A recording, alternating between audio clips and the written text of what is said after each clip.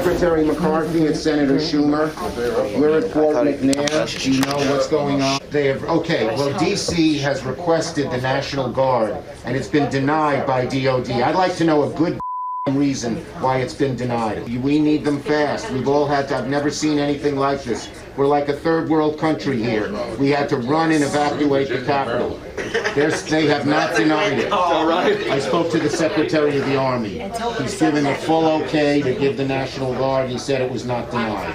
I'm going to call up the effing Secretary of DOD. MSNBC aired this footage showing absolute panic inside Congress as the events of January 6th progressed. And it's chilling to look back and to hear Chuck Schumer speaking that way, concerned not only for his life and the lives of his colleagues, but also for what this means for America. And I remember that's how I felt on that dark day. Perhaps you felt the same. The footage shows not just how terrified and confused everyone was in the moment, but also the fragility of our democracy. And it's an important reminder, because if Trump wins again in 2024, our country and our democracy will be as fragile as Trump's ego. Why don't you get the president to tell them to leave the Capitol, Mr. Attorney General, in your law enforcement responsibility? A public statement, they should all leave. He is saying, his tweet said, we are for peace. No, law and order. Law and order. Yeah. Why don't you get him to make that statement? Would you do that? We're treating us with the greatest... Will you ask the president to make a statement to ask them to leave the Capitol? As you might guess, we're coordinating as quickly and as... No. Please answer my question.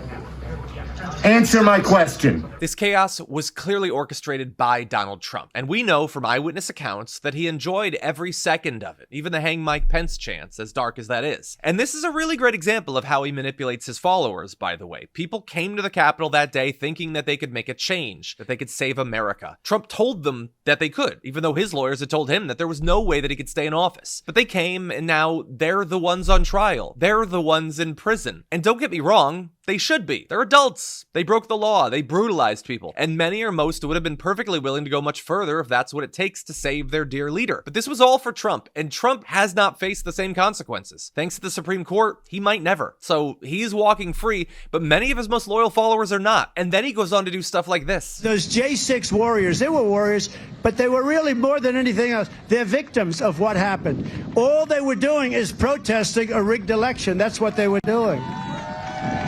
And then the police say, go in, go in, go in, go in. How about Scaffold Joe, the guy on the scaffold? Or how about the big FBI guy or whatever, wherever he comes from? Go on in, everybody, go on in. What a setup that was. What a horrible, horrible thing. So he's praising them, calling them warriors. He continues to stoke the fires of radical retribution for imagined crimes and convenient conspiracies, but I take him at his word that he will use his supporters to get his revenge. When Trump and Marjorie Taylor Greene and other politicians say that they're for law and order and that they back the blue, it's just a thing they say to get people to vote for them. It's their version of eat fresh or just do it or bazinga, a catchphrase with no connection at all to the real world.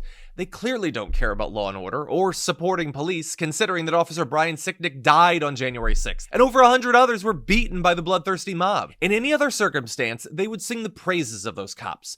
They would call them heroes. But in this case, they don't, because these cops got in their way. The whole thing is just red meat for his base to consume. I'm tired of being one of the few in Washington that's calling for this. The Republican Party needs to wake up and see exactly what's happening, not only to thousands of people from January 6th, but to people like you, Steve, and Peter Navarro.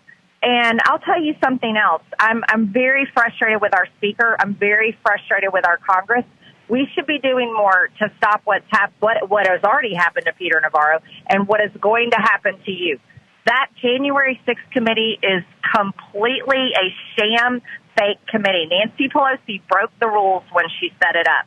Again, this is the exact same Marjorie Taylor Greene who, in this picture here, says that she will always back the blue. Except when they come after Steve Bannon, apparently. Or, perhaps more likely, in the event that Donald Trump loses again in 2024. If he does, Who among us thinks that he'll be more gracious in defeat than he was the last time? Or that his base will just accept that he was a uniquely flawed candidate and a convicted felon to boot, and all of that and more made him winning the presidency kind of a long shot? Not a chance. By November 5th, they'll all have been gradually cooked in a stew of conspiracies and denial of the polls and lies about voting laws, and they'll simultaneously think that Joe Biden is on the one hand brain dead, but also the world's greatest puppet master, making our government, our elections, even Taylor Swift and the Super Bowl dance to his whims. Now, if Trump loses, and hell, maybe even if he wins, they're gonna want to try again, only this time they're gonna be more prepared. Not only with their mobs, which will exist, but also at the state level, where credible plots to overturn the will of the voters are a guarantee. I hope that the Democrats are ready for this, that the election workers and the courts are ready for this, but I also hope that you are ready for this. We all need to buckle up, because win or lose, things are going to get wild.